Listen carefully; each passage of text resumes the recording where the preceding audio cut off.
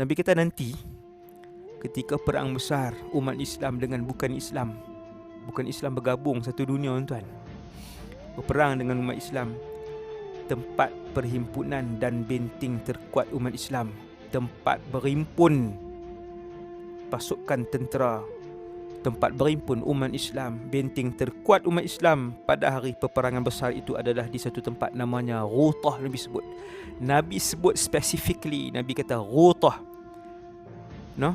Dan Ghutah ini adalah satu daerah pekan bersebelahan dengan Dimashq, dan Ghutah ketika itu adalah bandar terbaik bumi Syam. Yang itulah juga yang saya nampak, wallahu alam, satu hari nanti apabila bumi Syam menjadi pusat pemerintahan, umat Islam akan pergi ramai. Dan Nabi sebut benda tu, memang akan pergi ramai di situ.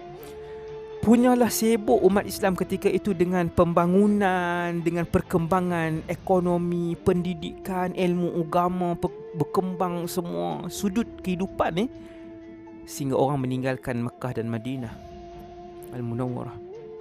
Umat Islam ketika tu bukan tinggal terus jadi orang tak ramai.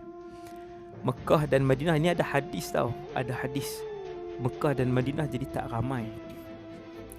Hari ini bila kita pergi Mekah nak teringin kucuk Hajar Aswad seperti yang Nabi buat, teringin semayang dalam Hijr Ismail, tak dapat lah. Susah, nak kena berebut, nak kena tolak orang apa semua. Lepas tu bila kita pergi Madinah, teringin duduk lama dalam Raudhah.